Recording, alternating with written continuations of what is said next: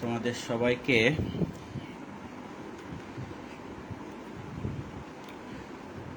নিয়ে আমি ক্লাসটা শুরু করছি। আজকে তোমাদের ক্লাসের টপিকটা ছিল প্রোটিন জাতীয় খাদ্য পরিপাক। আগে একটু বলে রাখি, ক্লাস চলাকালে তোমরা যে কোনো প্রশ্ন করতে পারো। আমি চেষ্টা করব যতদূর সম্ভব তোমাদের প্রশ্নগুলোর আনসার দেওয়ার। ওয়ালাইকুম আসসালাম। আমরা ক্লাসটা শুরু করি। আমরা আজকে প্রোটিন জাতীয় খাদ্য পরিপাক করব। সবার আগে একটু তোমাদেরকে বলে নেই প্রোটিন জাতীয় খাদ্যটা কি। আমরা ডাল, মাছ, মাংস, এগুলো যে খাই, বা সয়াবিন, এই সবগুলোই হচ্ছে প্রোটিন জাতীয় খাদ্য অথবা আমিষ জাতীয় খাদ্য। তাহলে প্রোটিন জাতীয় খাদ্য বা আমিষ জাতীয় খাদ্য বলতে আমরা মাছ, মাংস, ডাল এগুলোকেই বুঝি। এখন এই যে প্রোটিন জাতীয় খাদ্য যে আমরা খাচ্ছি, এই প্রোটিন জাতীয় খাদ্য খাওয়ার উদ্দেশ্যটা আমাদের কি? এই প্রোটিন জাতীয় খাদ্য খাওয়ার উদ্দেশ্য হচ্ছে আমাদের অ্যামিনো অ্যাসিড পাওয়া। এই প্রোটিন জাতীয় খাদ্য খাওয়ার উদ্দেশ্য হচ্ছে অ্যামিনো অ্যাসিড পাওয়া। তাহলে আমরা প্রোটিন জাতীয় খাদ্য খাই অ্যামিনো অ্যাসিড পাওয়ার জন্য। তাহলে আমাদের প্রোটিন পরিপাকের উদ্দেশ্য হচ্ছে অ্যামিনো অ্যাসিড তৈরি করা।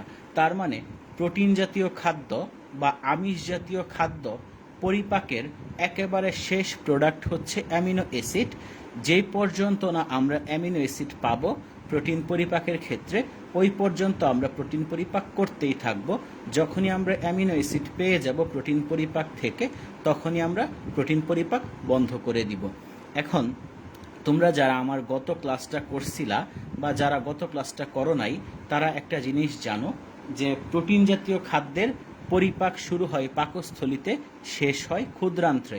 আমি গত ক্লাসে তোমাদেরকে বলছিলাম আমাদের খাদ্য তিনটা জায়গায় পরিপাক হয়। একটা জায়গা হচ্ছে মুখক গহ্বর, একটা জায়গা হচ্ছে পাকস্থলী, আর একটা জায়গা হচ্ছে ক্ষুদ্রান্ত্র। এই তিনটা জায়গার মাঝে মুখক গহ্বরে প্রোটিন জাতীয় খাদ্যের কোনো পরিপাক সম্পন্ন হয় না, কারণ মুখক গহ্বরে প্রোটিন পরিপাককারী কোনো এনজাইম নেই। প্রোটিন জাতীয় খাদ্যের পরিপাকটা সম্পন্ন হয় পাকস্থলীতে এবং ক্ষুদ্রান্ত্রে। অর্থাৎ পাকস্থলীতে প্রোটিন জাতীয় খাদ্যের পরিপাক শুরু হবে, ক্ষুদ্রান্তে গিয়ে শেষ হবে। তাহলে প্রোটিন জাতীয় খাদ্য পরিপাকে কোন কোন পরিপাক রস অংশগ্রহণ করবে? পাকস্থলীতে যে পরিপাক রস আছে আমরা জানি গ্যাস্ট্রিক রস। পাকস্থলীতে যে পরিপাক রস আছে যার নাম হচ্ছে গ্যাস্ট্রিক রস, এই গ্যাস্ট্রিক রস প্রোটিন পরিপাকে অংশগ্রহণ করবে। এবং ক্ষুদ্রান্ত্রের মাঝে যে আছে অগ্নাশয় রস এবং আন্ত্রিক রস, এরা প্রোটিন পরিপাকে অংশ নেবে। তাহলে প্রোটিন পরিপাকে অংশ নিচ্ছে পাকস্থলীতে থাকা গ্যাস্ট্রিক রস, ক্ষুদ্রান্ত্রে থাকা অগ্নাশয় রস বা আন্ত্রিক রস। এখন আমরা প্রোটিন পরিপাকে চলে যাচ্ছি। তাহলে একটু দেখো সবাই, আমরা প্রোটিন জাতীয় খাদ্যের পরিপাক করছি। প্রোটিন জাতীয় খাদ্যের পরিপাক দুইটা জায়গায় হয়, একটা হচ্ছে পাকস্থলীতে আর একটা হচ্ছে ক্ষুদ্রান্ত্রে। আর আমরা জানি প্রোটিন জাতীয় খাদ্য থেকে আমাদের প্রোটিন জাতীয় খাদ্য পরিপাকের উদ্দেশ্য হচ্ছে অ্যামিনো অ্যাসিড পাওয়া। কিন্তু এই অ্যামিনো অ্যাসিডকে আমরা সরাসরি পাবো না। সর্বপ্রথম প্রোটিন জাতীয় খাদ্যটা ভেঙে পেপটোন ও প্রোটিওজ নামক একটা মধ্যবর্তী যৌগ তৈরি হবে। প্রোটিন জাতীয় খাদ্য ভেঙে প্রথমে পেপটোন ও প্রোটিওজ নামক একটা মধ্যবর্তী যৌগ তৈরি হবে। পরবর্তীতে এই পেপটোন এবং প্রোটিওজ ভেঙে পলিপেপটাইড নামক আরেকটি মধ্যবর্তী যৌগ তৈরি হবে। এবং সবশেষে পলিপেপটাইড থেকে আমরা তৈরি করব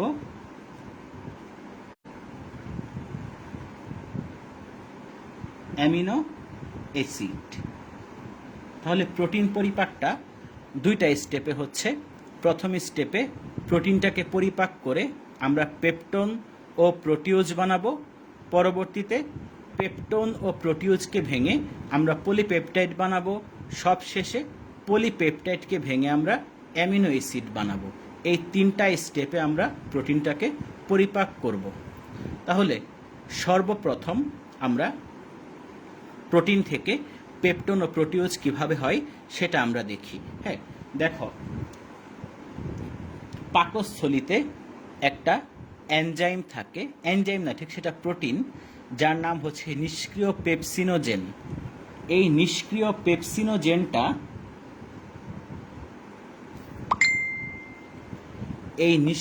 পেপসিনোজেনটা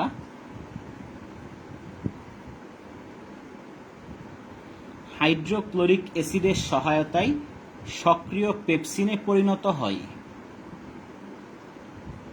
এবং এই পেপসিনটা প্রোটিনকে ভেঙে পেপটোন ও প্রোটিওজে পরিণত করে। তাহলে কি বললাম তোমাদেরকে? নিষ্ক্রিয় পেপসিনোজেন প্রথমে হাইড্রোক্লোরিক অ্যাসিডের সহায়তায় সক্রিয় পেপসিনে পরিণত হবে। এই পেপসিনটা পরবর্তীতে প্রোটিনকে ভেঙে পেপটোন ও প্রোটিওজে পরিণত করবে। এছাড়াও আচ্ছা, একটু কথা বলে নেই, এই কাজটুকু পাকস্থলীতে সম্পন্ন হয়। এই যে প্রোটিনকে ভেঙে যে পেপটোন ও প্রোটিওজ তৈরি হচ্ছে, এই কাজটুকু সম্পন্ন হয় পাকস্থলীতে। তাহলে পাকস্থলীতে পরিপাককে কি হচ্ছে? পাকস্থলীতে আমরা যে প্রোটিন জাতীয় খাদ্য মুখগহ্বরের মাধ্যমে গ্রহণ করলাম তা অপরিবর্তিত অবস্থায় পাকস্থলীতে চলে যায়। পাকস্থলীতে যাওয়ার পর এই প্রোটিন জাতীয় যে খাদ্যটা, এটা পেপসিন এনজাইমের সহায়তায় ভেঙে পেপটোন ও প্রোটিওজে পরিণত হবে। পাকস্থলীতে প্রোটিনের জাস্ট এতটুকুই পরিবর্তন সম্পন্ন হয়। তাহলে পাকস্থলীতে প্রোটিনের জাস্ট কি পরিপাক সম্পন্ন হচ্ছে? প্রোটিনটা ভেঙে পেপটোন ও প্রোটিওজে পরিণত হয়, আর এই কাজটা করবে পেপসিন নামক একটা এনজাইম, যেটা নিষ্ক্রিয় পেপসিনোজেন হিসেবে থাকে। এই নিষ্ক্রিয় পেপসিনোজেন হাইড্রোক্লোরিক অ্যাসিডের সহায়তায় সক্রিয় পেপসিনে পরিণত হবে। এই পেপসিনটা পরে প্রোটিনকে ভেঙে পেপটোন ও প্রোটিওজ বানাবে। এতটুকু কাজই পাকস্থলীতে সম্পন্ন হয়। পরবর্তী কাজটুকু সব সম্পন্ন হয় কোথায়? ক্ষুদ্রান্ত্রে। তার মানে এই যে সম্পূর্ণ যে পরের কাজটুক, এইটুক সম্পন্ন হয় ক্ষুদ্রান্ত্রে। তাহলে ক্ষুদ্রান্ত্রে পেপটোন ও প্রোটিওজ থেকে পলিপেপটাইডও তৈরি হবে এবং একই সাথে পলিপেপটাইড থেকে অ্যামিনো অ্যাসিড তৈরি হবে। সম্পূর্ণ কাজটা ক্ষুদ্রান্ত্রে সম্পন্ন হবে। এখন ক্ষুদ্রান্ত্রে পেপটোন ও প্রোটিওজকে পলিপেপটাইড বানানোর জন্য দুইটা এনজাইম আছে। একটা এনজাইমের নাম হচ্ছে ট্রিপসিন, আরেকটা এনজাইমের নাম হচ্ছে কাইমোট্রিপসিন। এই ট্রিপসিনটা পেপসিনের মতোই নিষ্ক্রিয় অবস্থায় থাকে। ট্রিপসিনের নিষ্ক্রিয় অবস্থাকে বলা হয় ট্রিপসিনোজেন। এই ট্রিপসিনোজেনটা প্রথমে সক্রিয় ট্রিপসিনে পরিণত হবে এবং এই সক্রিয় ট্রিপসিনটা পেপটোন ও প্রোটিওজকে ভেঙে পলিপেপটাইডে পরিণত করবে। আর এই ট্রিপসিনোজেনকে ট্রিপসিনে পরিণত করার জন্য একটা এনজাইমের সহায়তা প্রয়োজন হয়।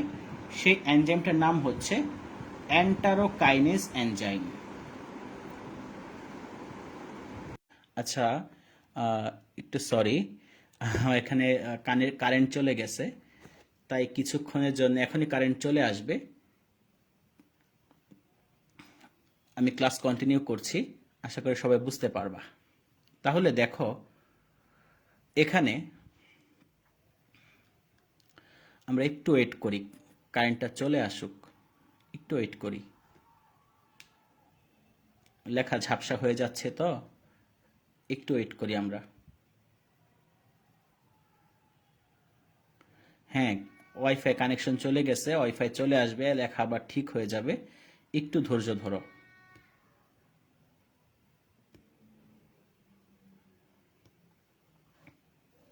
মোবাইল ডাটা চলতেছে, তো এখনই ঠিক হয়ে যাবে। হ্যাঁ, ওয়ালাইকুম আসসালাম। অনেকে আমাকে সালাম দিচ্ছে, আদাব দিচ্ছে। হ্যাঁ, আদাব, ওয়ালাইকুম আসসালাম। আমরা একটু ধৈর্য ধরি।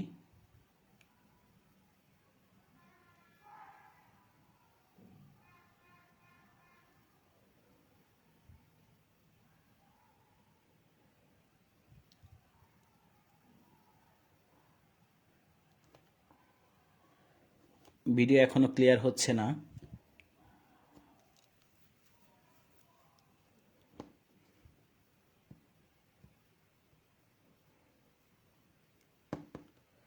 আচ্ছা, আমি বলতে থাকি।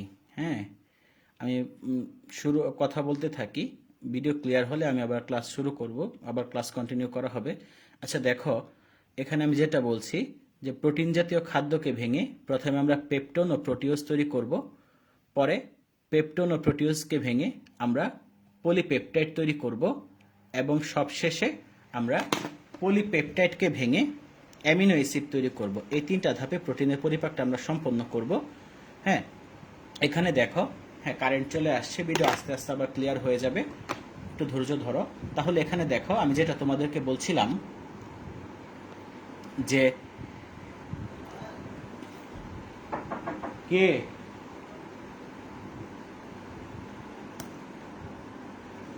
এখানে দেখো, এই পেপটন ও প্রোটিওজ থেকে পলিপেপটাইড তৈরি হবে, পরবর্তীতে পলিপেপটাইড থেকে অ্যামিনো অ্যাসিড তৈরি হবে। এখানে পেপটন ও প্রোটিওজ থেকে পলিপেপটাইড তৈরি করার জন্য 1 মিনিট একটু ওয়েট করো।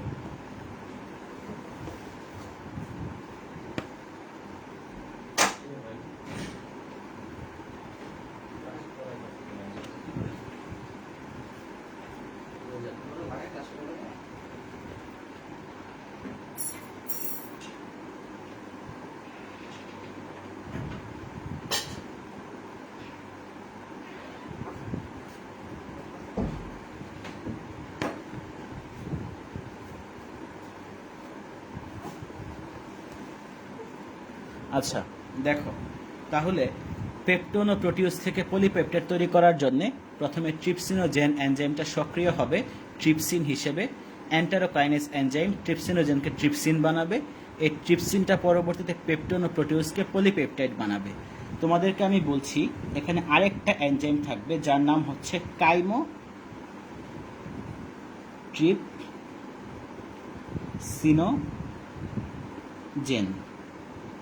এই কাইমোট্রিপসিনোজেন এনজাইমটাও প্রথমে সক্রিয় কাইমোট্রিপসিনে পরিণত হবে,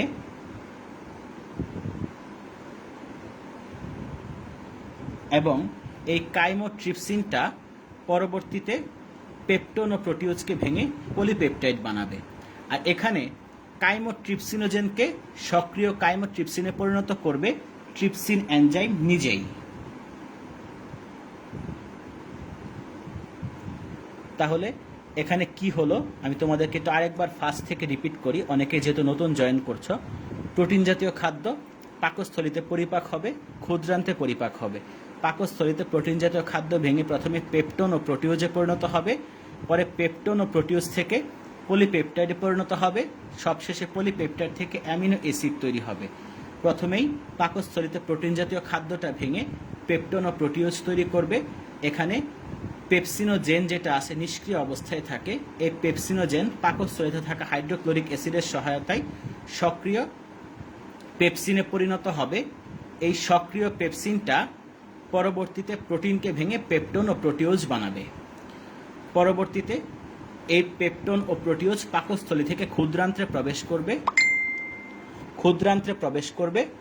ক্ষুদ্রান্ত্রে পেপটোন ও প্রোটিওজ ভেঙে প্রথমে পলিপেপটাইডে তৈরি হবে, পরবর্তীতে পলিপেপটাইড থেকে অ্যামিনো অ্যাসিড তৈরি হবে।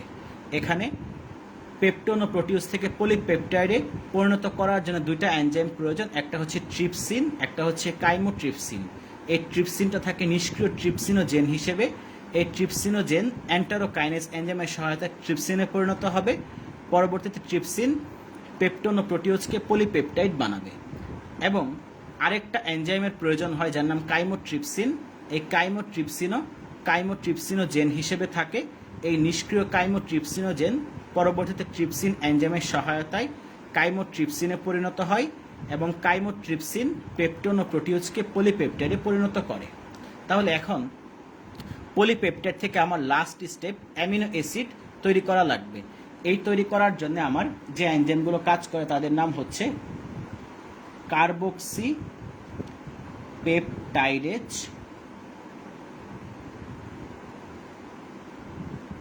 অ্যামিনো পেপটাইডেজ,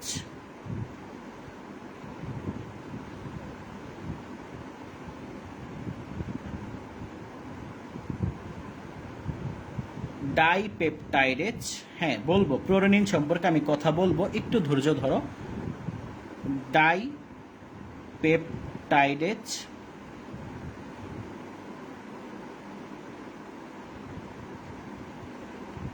ট্রাইপেপটাইডেজ,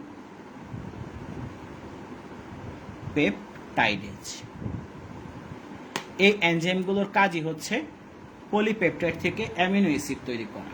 তাহলে এই হচ্ছে সামগ্রিকভাবে প্রোটিন পরিপাকের একটা ফ্লোচার্ট।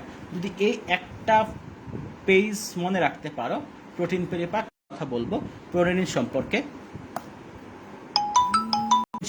অবশ্যই তোমাদেরকে কথা বলবো, একটু ধৈর্য ধরো, প্রোরেনিন সম্পর্কে আমি কথা বলবো, ঠিক আছে? তাহলে এখানে একটু দেখো, আমি প্রোটিন পরিপাকটা সামগ্রিকভাবে আবার একটু রিপিট করতেছি। প্রথমে প্রোটিনটা ভেঙে পেপটোন ও প্রোটিওজ তৈরি করবে, পরবর্তীতে পেপটোন ও প্রোটিওজটা থেকে পলিপেপটাইড তৈরি হবে, সবশেষে পলিপেপটাইড থেকে অ্যামিনো অ্যাসিড তৈরি হবে। প্রোটিনকে পেপটোন ও প্রোটিওজে বানাবে পেপসিন এনজাইম, যা থাকবে নিষ্ক্রিয় পেপসিনোজেন হিসেবে। নিষ্ক্রিয় পেপসিনোজেন পরবর্তীতে হাইড্রোক্লোরিক অ্যাসিডের সহায়তায় সক্রিয় পেপসিন হবে। পেপসিন পরবর্তীতে প্রোটিনকে পেপটোন ও প্রোটিওজ বানাবে। পেপটোন ও প্রোটিওজ ক্ষুদ্রান্তে প্রবেশ করবে, পাকস্থলী থেকে ক্ষুদ্রান্তে গেল। ক্ষুদ্রান্তে পেপটোন ও প্রোটিওজকে প্রথমে পলিপেপটাইড বানানো হবে। এটার জন্য আছে ট্রিপসিন এনজাইম, কাইমোট্রিপসিন এনজাইম। ট্রিপসিনটা থাকে নিষ্ক্রিয় ট্রিপসিনোজেন হিসেবে। এই নিষ্ক্রিয় ট্রিপসিনোজেন অ্যান্টারোকাইনেস এনজাইমের সহায়তায় ট্রিপসিনে পরিণত হয়। ট্রিপসিন পরে পেপটোন ও প্রোটিওজকে পলিপেপটাইড বানাবে। আর কাইমোট্রিপসিনোজেনটা নিষ্ক্রিয় কাইমোট্রিপসিনোজেন ট্রিপসিন এনজাইমের সহায়তায় কাইমোট্রিপসিনে পরিণত হয়। কাইমোট্রিপসিন পেপটোন ও প্রোটিওজকে পলিপেপটাইড বানাবে। সবশেষে পলিপেপটাইড থেকে অ্যামিনো অ্যাসিড বানানোর জন্য আমার কাছে 4টা এনজাইম আছে। এখানে আরও 2টা এনজাইম থাকে, তোমাদের দেখে নিবা। মেইন এনজাইম 4টা, কার্বক্সিপেপটাইডেস, অ্যামিনোপেপটাইডেস, ডাইপেপটাইডেস, ট্রাইপেপটাইডেস। এই 4টা এনজাইমের কাজ হচ্ছে পলিপেপটাইড থেকে অ্যামিনো অ্যাসিড তৈরি করা, ঠিক আছে? এখন আমাকে একজন বলছো যে প্রোরেনিন সম্পর্কে কিছু বলতে। প্রোরেনিন সম্পর্কে আমি বলবো, একটু দেখো। প্রোরেনিন হচ্ছে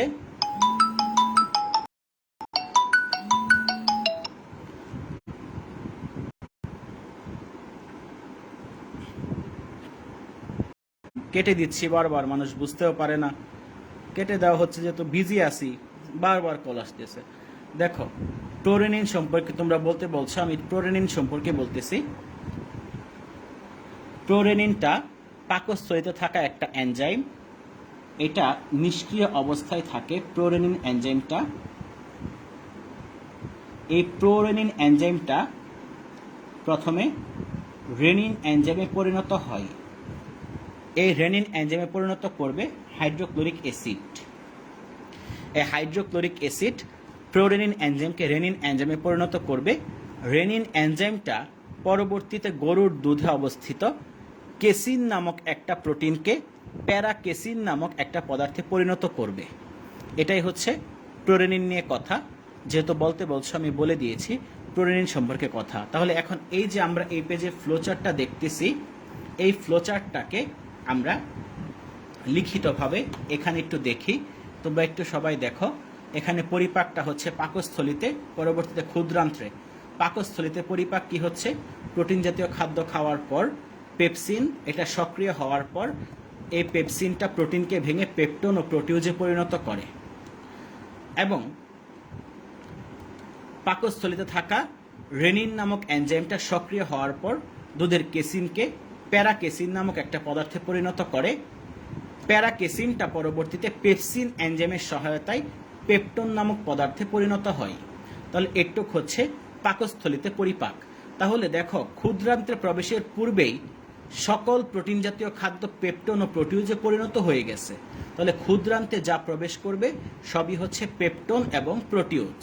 ক্ষুদ্রান্তে কোনো প্রোটিন অপরিবর্তিত অবস্থায় প্রবেশ করবে না। ক্ষুদ্রান্তে প্রবেশের পূর্বেই সকল প্রোটিন জাতীয় খাদ্য পেপটোন ও প্রোটিওজে পরিণত হয়ে যাবে। তাহলে ক্ষুদ্রান্তে পেপটোন ও প্রোটিওজের উপর কাজ করবে ট্রিপসিন এবং কাইমোট্রিপসিন। ট্রিপসিন সক্রিয় হওয়ার পর পেপটোন ও প্রোটিওজকে পলিপেপটাইড বানাবে। কাইমোট্রিপসিনও সক্রিয় হওয়ার পর পেপটোন ও প্রোটিওজকে পলিপেপটাইড বানাবে। পরবর্তীতে ক্ষুদ্রান্ত্রের পলিপেপটাইডকে কার্বক্সিপেপটাইডেস অ্যামিনো অ্যাসিড বানাবে। পলিপেপটাইডকে অ্যামিনোপেপটাইডেস অ্যামিনো অ্যাসিড বানাবে,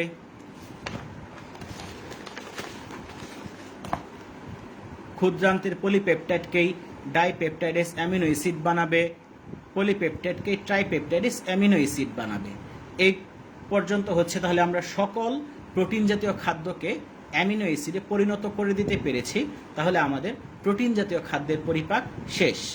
এখন একটু দেখো, তোমাদেরকে ক্লাস শুরু করার সময় আমি বলেছি যে প্রোটিন জাতীয় খাদ্য পরিপাকে তিন প্রকার রস অংশগ্রহণ করে, গ্যাস্ট্রিক রস, অগ্নাশয় রস, আন্ত্রিক রস।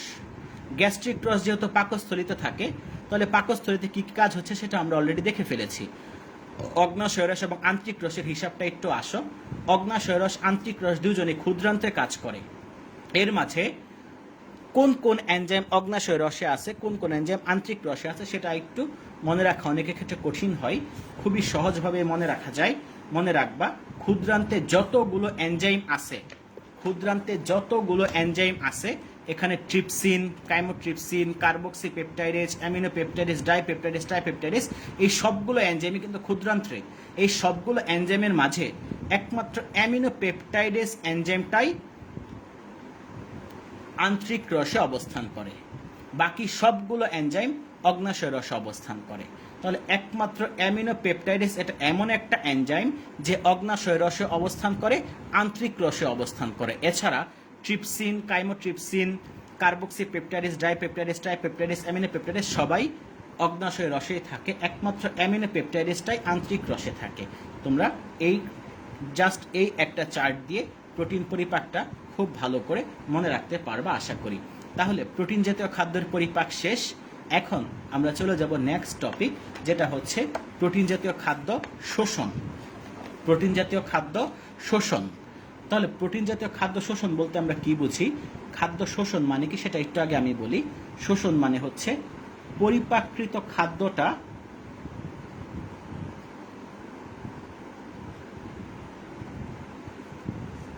রক্তে পাঠানো। তাহলে আমাদের এই যে অ্যামিনো অ্যাসিড যেটা তৈরি হলো, ক্ষুদ্রান্ত্রে যে অ্যামিনো অ্যাসিড তৈরি হলো, এই অ্যামিনো অ্যাসিডটাকে আমাদের রক্তে পাঠাতে হবে। এটা আমরা কিভাবে করব একটু দেখো। অ্যামিনো অ্যাসিডকে আমরা রক্তে পাঠানোর আগে আমাদের কিছু বিষয় একটু জেনে নিতে হবে। এই বিষয়গুলো হচ্ছে, আমরা সবাই হয়তো বা জানি জিনিসগুলো, তারপরে একটু আবার বলতেছি।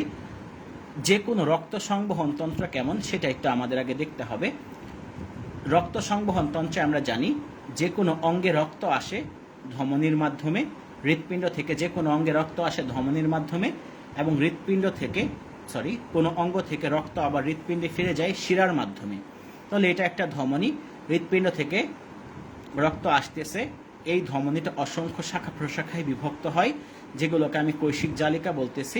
এই কৈশিক জালিকাগুলো ধমনী থেকে তৈরি হলো, পরে এই কৈশিক জালিকাগুলো অঙ্গে প্রবেশ করলো, এবং অঙ্গ থেকে যে কৈশিক জালিকাগুলো তৈরি হলো, এই কৈশিক জালিকাগুলো শিরা তৈরি করে হৃৎপিণ্ডে আবার ফিরে যায়। সকল সংবহন এরকমভাবে সম্পন্ন হয়। হৃৎপিণ্ড থেকে কোনো অঙ্গে যাবে ধমনীর মাধ্যমে, কোনো অঙ্গ থেকে আবার সরাসরি হৃৎপিণ্ডে ফিরে যাবে। এটা হচ্ছে নর্মাল সংবহন। কিন্তু আমাদের খাদ্য শোষণ প্রক্রিয়া করার জন্য পোর্টাল সংবহন কি সেটা জানতে হবে। পোর্টাল সংবহন কি সেটা একটু তোমরা দেখো। পোর্টাল সংবহন হচ্ছে এমন একটা সংবহন যখন কোনো অঙ্গ থেকে রক্ত সরাসরি হৃৎপিণ্ডে না গিয়ে একটি মধ্যবর্তী অঙ্গে প্রবেশ করে। যেমন এখানে দেখো, যথারীতি এটা হচ্ছে ক্ষুদ্রান্ত্র, হৃৎপিণ্ড থেকে সরাসরি ক্ষুদ্রান্তে রক্ত আসছে একটা ধমনীর মাধ্যমে। এই ধমনীটার নাম হচ্ছে মেসেন্টেরিক ধমনী।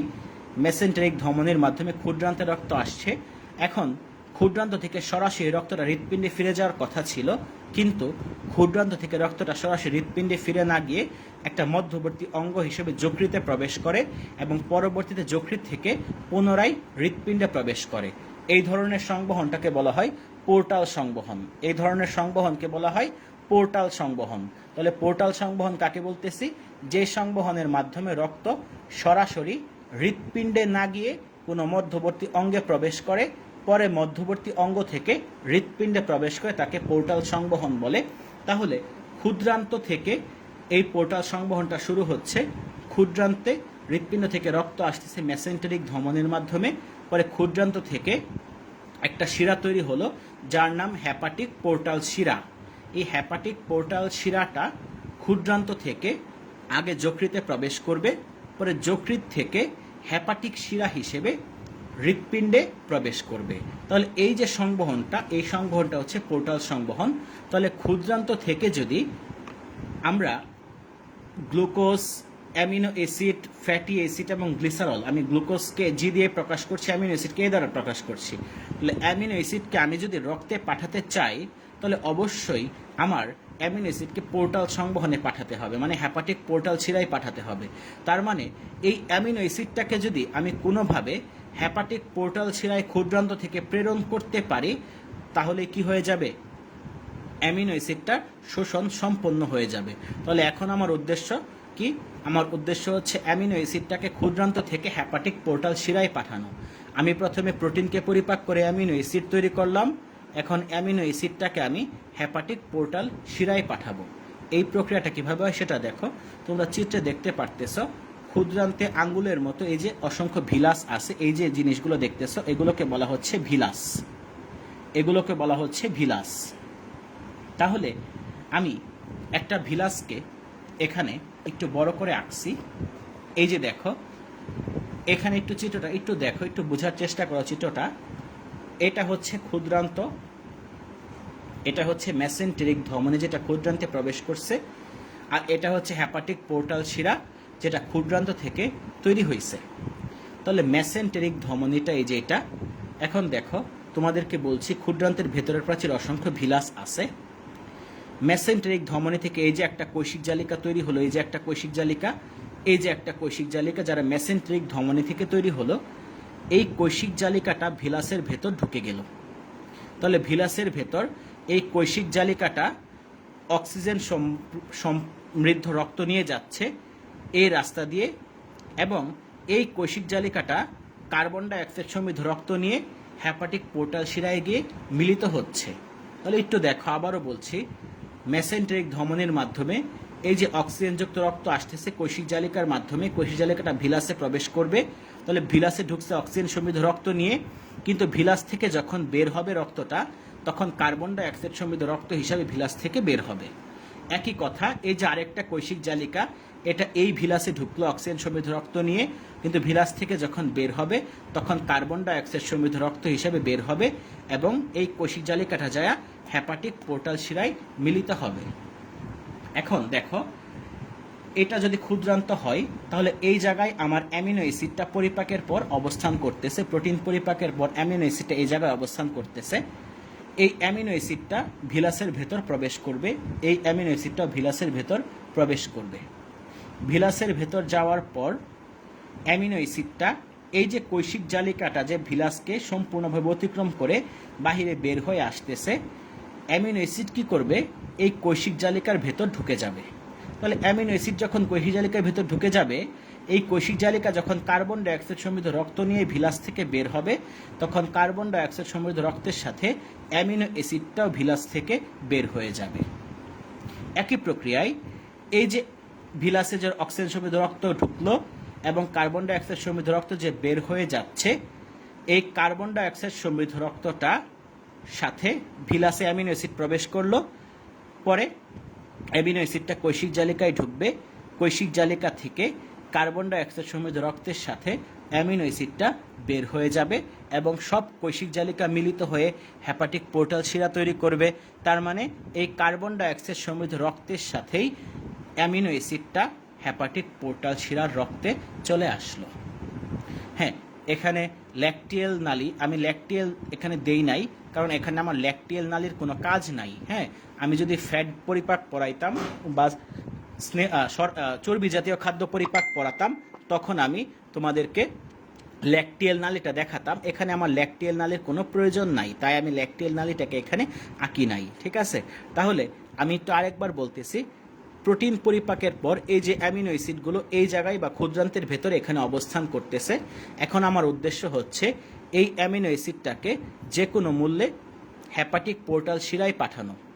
তাহলে মেসেন্টেরিক ধমনী এখান থেকে যে কৈশিক জালিকাগুলো আসলো, এই কৈশিক জালিকাগুলো ভিলাসের অভ্যন্তরে অক্সিজেন সমৃদ্ধ রক্ত নিয়ে গেল, এবং ভিলাস থেকে কার্বন ডাই অক্সাইড সমৃদ্ধ রক্ত তৈরি করে ভিলাস থেকে বের হয়ে যাচ্ছে, এবং এই কার্বন ডাই অক্সাইড সমৃদ্ধ রক্তগুলো যে কৈশিক জালিকাগুলো নিয়ে আসছে, এই কৈশিক জালিকাগুলো মিলিত হয়ে হেপাটিক পোর্টাল শিরা তৈরি করতেছে। তাহলে লুমেন, এই যে এই জায়গাটাকে ক্ষুদ্রান্তের লুমেন বলা হচ্ছে, এই জায়গাটাকে ক্ষুদ্রান্তের লুমেন বলা হচ্ছে। তাহলে লুমেনের মাঝে অ্যামিনো অ্যাসিডগুলো অবস্থান করতেছে। অ্যামিনো অ্যাসিডটা লুমেন থেকে ভিলাসের অভ্যন্তরে যাবে। ভিলাসের অভ্যন্তরে যাওয়ার পর কৈশিক জালিকা যে কার্বন ডাই অক্সাইড সমৃদ্ধ রক্ত নিয়ে ভিলাস থেকে বের হয়ে যাচ্ছে, এই কৈশিক জালিকার ভেতর অ্যামিনো অ্যাসিড প্রবেশ করবে। তাহলে অ্যামিনো অ্যাসিড কি এই কৈশিক জালিকার ভেতর প্রবেশ করবে। এই কৈশিক জালিকা যখন কার্বন ডাই অক্সাইড সমৃদ্ধ রক্ত নিয়ে বের হয়ে যাবে, তখন কার্বন ডাই অক্সাইড সমৃদ্ধ রক্তের সাথে অ্যামিনো অ্যাসিডটাও কৈশিক জালিকার মাধ্যমে বের হয়ে যাবে। একই প্রক্রিয়ায় এই ভিলাসে যে অক্সিজেন সমৃদ্ধ রক্ত প্রবেশ করলো এবং কার্বন ডাই অক্সাইড সমৃদ্ধ রক্ত বের হয়ে গেল, এই কার্বন ডাই অক্সাইড সমৃদ্ধ রক্তের সাথে অ্যামিনো অ্যাসিডটা এই কৈশিক জালিকার মাধ্যমে বের হয়ে যাবে এবং সব কৈশিক জালিকা মিলিত হয়ে একত্রে হেপাটিক পোর্টাল শিরা তৈরি করবে। তার মানে এই কৈশিক জালিকাগুলোর মাধ্যমে কার্বন ডাই অক্সাইড সমৃদ্ধ রক্তের সাথেই অ্যামিনো অ্যাসিডটা হেপাটিক পোর্টাল শিরার রক্তে চলে আসলো। এরকম প্রতিটা ভিলাসের মাঝে একটি করে কৈশিক জালিকা যাবে। সবগুলো কৈশিক জালিকা উৎপন্ন হবে মেসেন্টেরিক ধমনী থেকে এবং সবগুলো কৈশিক জালিকা মিলিত হয়ে তৈরি করবে হেপাটিক পোর্টাল শিরা। তাহলে সকল ভিলাস থেকে অ্যামিনো অ্যাসিডগুলো একত্রিত হয়ে হেপাটিক পোর্টাল শিরার রক্তে চলে আসবে। তার মানে আমাদের উদ্দেশ্য ছিল অ্যামিনো অ্যাসিডটাকে হেপাটিক পোর্টাল শিরার রক্তে পাঠানো। আমরা অ্যামিনো অ্যাসিডটাকে সফলভাবে হেপাটিক পোর্টাল শিরার রক্তে পাঠিয়ে দিতে পেরেছি।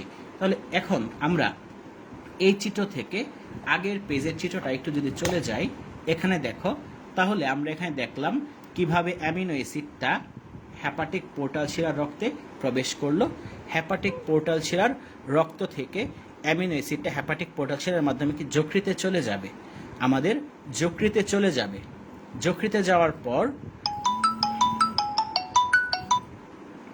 তাহলে হেপাটিক, একটু দেখো, তাহলে হেপাটিক পোর্টাল শিরার মাধ্যমে রক্তটা যকৃতে গেল এবং যকৃত থেকে পরবর্তীতে এই রক্তটা হৃৎপিণ্ডে যাবে।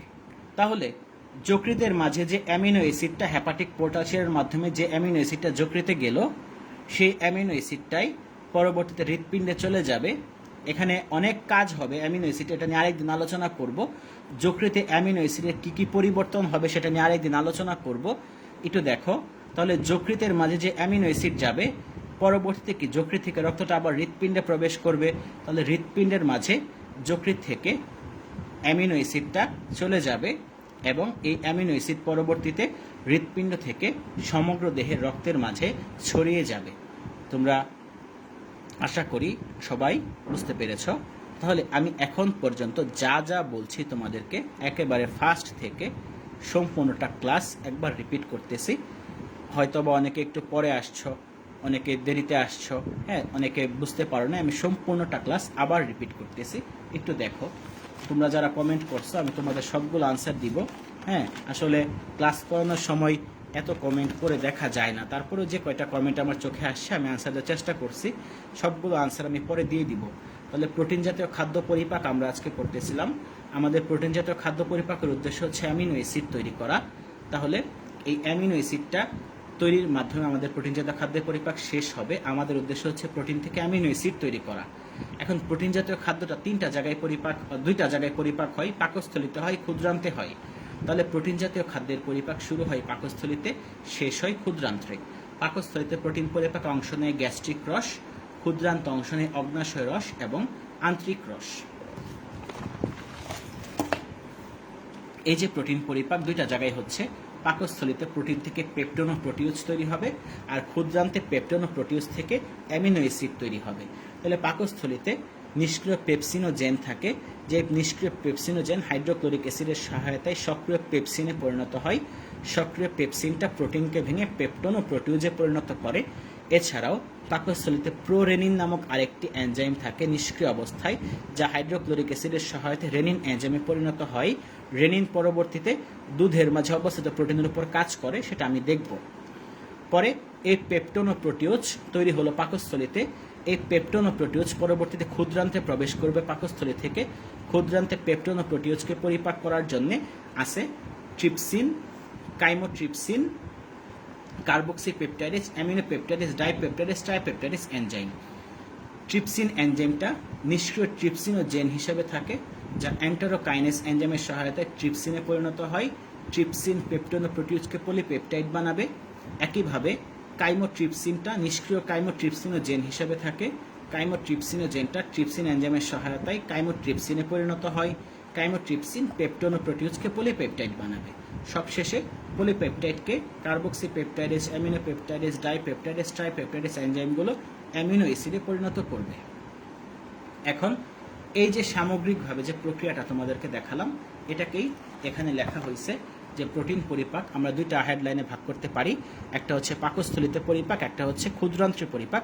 পাকস্থলীতে পরিপাকে কি হলো, প্রোটিন জাতীয় খাদ্য ভেঙে পেপসিন এনজাইমের সহায়তায় পেপটোনোপ্রোটিওজে পরিণত হবে। এই পেপসিনটা প্রথমে সক্রিয় হয়েছে, গত পেজে তোমাদেরকে দেখাইছি কিভাবে সক্রিয় হয়েছে। সক্রিয় হওয়ার পর পেপসিনটা প্রোটিনকে ভেঙে পেপটোনোপ্রোটিওজ বানিয়ে দিল। আর গত পেজে তোমাদেরকে দেখাইছি প্রোরেনিন থেকে রেনিন তৈরি হয়। এই রেনিনটা সক্রিয় হওয়ার পর দুধের মাঝে অবস্থিত কেসিন নামক প্রোটিনকে প্যারাকেসিনে পরিণত করে। এই প্যারাকেসিনকে আবার পেপসিন নামক যে প্রোটিন, যেটা পাকস্থলীতে অলরেডি আছে, এই পেপসিন নামক যে এনজাইমটা, এটা প্যারাকেসিনকে পেপটোন বানায় দিল। তার মানে ক্ষুদ্রান্তে প্রবেশের আগেই সকল প্রোটিন জাতীয় খাদ্য পেপটোনোপ্রোটিওজে পরিণত হয়ে গেল। এখন আমরা যা কাজ করব সব হবে পেপটোনোপ্রোটিওজের উপর। তাহলে ক্ষুদ্রান্তে পেপটোনোপ্রোটিওজের উপর কাজ করলো ট্রিপসিন, সক্রিয় হওয়ার পর পলিপেপটাইড বানিয়ে দিবে পেপটোনোপ্রোটিওজকে। কাইমোট্রিপসিন সক্রিয় হওয়ার পর পেপটোনোপ্রোটিওজকে পলিপেপটাইড বানাবে। তাহলে পলিপেপটাইড হয়ে গেল। এখন আমার কাজ সকল পলিপেপটাইডকে অ্যামিনো অ্যাসিডে পরিণত করা। এর জন্য কার্বক্সিপেপটাইডেজ পলিপেপটাইডকে অ্যামিনো অ্যাসিড বানাবে, অ্যামিনোপেপটাইডেজ পলিপেপটাইডকে অ্যামিনো অ্যাসিড বানাবে, ডাইপেপটাইডেজ ট্রাইপেপটাইডেজ একই প্রক্রিয়ায় পলিপেপটাইডকে অ্যামিনো অ্যাসিড বানাবে। আর আন্তরিক রসের মাঝে শুধু অ্যামিনোপেপটাইডেজ এনজাইমটা থাকে, আর বাকি যে এনজাইমগুলো দেখলাম ক্ষুদ্রান্তের, সবগুলো অগ্নাশয় রসে থাকে। তাহলে এখানে যে এনজাইমগুলো আছে, এই যে এখানে এই trypsin, chymotrypsin, carboxypeptidase, dipeptidase, tripeptidase, aminopeptidase, এরা সবাই অবস্থান করে কি অগ্নাশয় রসে। শুধু অ্যামিনোপেপটাইডেজ যে এনজাইম, এটা একই সাথে অগ্নাশয় রসেও থাকে, আন্তরিক রসেও থাকে। তাহলে আন্তরিক রসে অবস্থিত একমাত্র সিঙ্গেল এনজাইম হচ্ছে অ্যামিনোপেপটাইডেজ। তবে মনে রাখবা এই অ্যামিনোপেপটাইডেজটা একই সাথে অগ্নাশয় রসেও থাকে, আন্তরিক রসেও থাকে। তাহলে আমরা সকল প্রোটিন জাতীয় খাদ্যকে অ্যামিনো অ্যাসিডে পরিণত করে ফেলতে পারছি। এখন আমাদের উদ্দেশ্য প্রোটিন জাতীয় খাদ্য পরিপাকের পর যে অ্যামিনো অ্যাসিড তৈরি হলো, এই অ্যামিনো অ্যাসিডটাকে রক্তে পাঠানো। আমরা এখন দেখব অ্যামিনো অ্যাসিডটা কীভাবে রক্তে যায়। এটা দেখার আগে আমাদের দেখতে হবে সংবহন প্রক্রিয়াটা কি, বা রক্ত সংবহন কিভাবে হয় সেটা দেখতে হবে। এখানে যে চিত্রটা দেখতে, সেটা হচ্ছে একটা নর্মাল সংবহন। রক্তনালী মানে হৃৎপিণ্ড থেকে কোনো অঙ্গে সরাসরি ধমনির মাধ্যমে রক্ত আসে এবং শিরার মাধ্যমে রক্ত বের হয়ে যায়। ধমনী থেকে কৈশিক জালিকা সৃষ্টি হয় কোনো অঙ্গে, এবং সেই কৈশিক জালিকাগুলো আবার মিলিত হয়ে শিরা তৈরি করে। তাহলে ধমনির মাধ্যমে অক্সিজেন সমৃদ্ধ রক্ত আসতেছে এই অঙ্গে, এবং এই অঙ্গ থেকে কার্বন ডাইঅক্সাইড সমৃদ্ধ রক্ত শিরার মাধ্যমে ফিরে যাচ্ছে। তাহলে এই পাশের কৈশিক জালিকাগুলো অক্সিজেন সমৃদ্ধ রক্ত বহন করতেছে, এই পাশের কৈশিক জালিকাগুলো কার্বন ডাইঅক্সাইড সমৃদ্ধ রক্ত বহন করতেছে। একত্রে এটা আবার হৃৎপিণ্ডে ফিরে যাচ্ছে। একমাত্র ব্যতিক্রম হচ্ছে, তাহলে যে কোনো অঙ্গ এই নিয়ম মেনে চলে, একমাত্র ব্যতিক্রম হচ্ছে আমাদের ক্ষুদ্রান্ত্র। আমাদের ক্ষুদ্রান্ত থেকে রক্ত সরাসরি হৃৎপিণ্ডে ফেরত যায় না। হৃৎপিণ্ডে ফেরত যাওয়ার আগে যকৃতে যায়, পরে যকৃত থেকে হৃৎপিণ্ডে যায়। এইটার জন্য একটা পৃথক সংবহনী রয়েছে, যে সংবহনটার নাম হচ্ছে পোর্টাল সংবহন। তাহলে পোর্টাল সংবহনে কি হচ্ছে, নর্মালি কি ক্ষুদ্রান্ত থেকে রক্ত সরাসরি হৃৎপিণ্ডে যাওয়ার কথা ছিল, কিন্তু এখানে সরাসরি হৃৎপিণ্ডে না গিয়ে একটা মধ্যবর্তী অঙ্গ যকৃতে প্রথমে প্রবেশ করবে, পরে যকৃত থেকে হৃৎপিণ্ডে প্রবেশ করবে। তাহলে পাকস্থলী থেকে এই যে ক্ষুদ্রান্তে রক্ত আসলো কৈশিক জালিকার মাধ্যমে, এই ধমনীটার নাম হচ্ছে মেসেন্টেরিক ধমনী। যেটা ক্ষুদ্রান্তে রক্ত নিয়ে আসলো, তাহলে ক্ষুদ্রান্তের কৈশিক জালিকাগুলো ক্ষুদ্রান্তে প্রবেশ করলো, পরে ক্ষুদ্রান্ত থেকে যে কৈশিক জালিকাগুলো তৈরি হবে তারা মিলিত হয়ে যে শিরাটা তৈরি করবে তার নাম হেপাটিক পোর্টাল শিরা, যেটা সরাসরি হৃৎপিণ্ডে প্রবেশ না করে প্রথমে যকৃতে প্রবেশ করবে, পরে যকৃত থেকে হেপাটিক শিরা হিসেবে হৃৎপিণ্ডে প্রবেশ করবে। তাহলে হেপাটিক পোর্টাল শিরাটা ক্ষুদ্রান্ত থেকে যকৃতে যায়, আর যকৃত থেকে হেপাটিক শিরাটা যাচ্ছে হৃৎপিণ্ডে। তাহলে এইটাকে একটু চিন্তা করো, এখানে সহজভাবে একটু কল্পনা করো, এই ক্ষুদ্রান্তের ভেতরের প্রাচীরে আঙ্গুলের মতো যে অভিক্ষেপগুলো থাকে, এই অভিক্ষেপগুলোকে আমি পরের পেজে একটু বড় করে আঁকছি। এই যে দেখো, এই যে অভিক্ষেপ, এগুলোকে আমি বলছি ভিলাস। এই যে এখানে 3টা ভিলাস আঁকছি, নিচে 3টা ভিলাস, উপরে 3টা ভিলাস আঁকছি। তাহলে এটা হচ্ছে সেই মেসেন্টারিক ধমনী, যার কাছ থেকে ক্ষুদ্রান্ত অক্সিজেন সমৃদ্ধ রক্ত পাচ্ছে। এই হচ্ছে সেই মেসেন্টারিক ধমনী। তাহলে মেসেন্টারিক ধমনী থেকে যে কৈশিক জালিকাগুলো তৈরি হলো, এই যে কৈশিক জালিকা মেসেন্টারিক ধমনী থেকে তৈরি হয়েছে, এই কৈশিক জালিকাটা ভিলাসের অভ্যন্তরে অক্সিজেন সমৃদ্ধ রক্ত নিয়ে ঢুকে গেছে এবং ভিলাস থেকে কার্বন ডাইঅক্সাইড সমৃদ্ধ রক্ত নিয়ে বের হয়ে যাচ্ছে এই কৈশিক জালিকাটা। পরে এই কৈশিক জালিকাটাই মিলিত হয়ে হেপাটিক পোর্টাল শিরা তৈরি করছে। তাহলে অনুরূপভাবে এই যে আরেকটা কৈশিক জালিকা, যে অক্সিজেন সমৃদ্ধ রক্ত নিয়ে ভিলাসের ভেতর ঢুকে গেল, পরে এই কৈশিক জালিকাটা কার্বন ডাইঅক্সাইড সমৃদ্ধ রক্ত তৈরি করে ভিলাস থেকে বের হয়ে আবার হেপাটিক পোর্টাল শিরায় প্রবেশ করছে।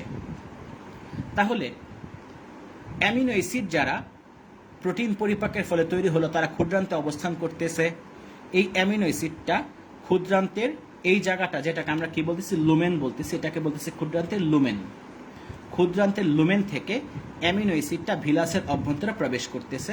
এই যে ভিলাসের অভ্যন্তরে প্রবেশ করলো, ভিলাসের অভ্যন্তরে যাওয়ার পর সরাসরি কৈশিক জালিকার ভেতর ঢুকে যায় অ্যামিনো অ্যাসিডটা।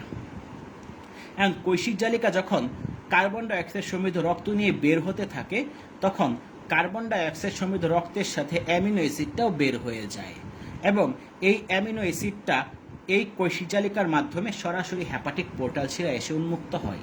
অনুরূপভাবে এই যে কৈশিক জালিকাটাও, যেটা কার্বন ডাইঅক্সাইড সমৃদ্ধ রক্ত নিয়ে ফিরে আসছে, এই কৈশিক জালিকায় অ্যামিনো অ্যাসিড ঢুকে যায়, কার্বন ডাইঅক্সাইড সমৃদ্ধ রক্তের সাথে অ্যামিনো অ্যাসিডটা বের হয়ে একেবারে হেপাটিক পোর্টাল শিরা রক্তে চলে আসে। তাহলে আমরা সকল অ্যামিনো অ্যাসিডকে হেপাটিক পোর্টাল শিরায় পাঠিয়ে দিতে পারলাম। আমাদের উদ্দেশ্য ছিল অ্যামিনো অ্যাসিডটা কীভাবে হেপাটিক পোর্টাল তন্ত্রে যায় সেটা দেখানো। আমরা দেখালাম যে অ্যামিনো অ্যাসিডটা কীভাবে হেপাটিক পোর্টাল তন্ত্রে যাচ্ছে। হ্যাঁ, তাহলে হেপাটিক পোর্টাল তন্ত্র কোনটা বা হেপাটিক পোর্টাল সিস্টেম কোনটা? এই যে যে জিনিসটা দেখতেছো, এটার নামই হচ্ছে হেপাটিক পোর্টাল সিস্টেম। এই যে যে ডায়াগ্রামটা তোমাদের সামনে আছে, এটার নামই হেপাটিক পোর্টাল সিস্টেম।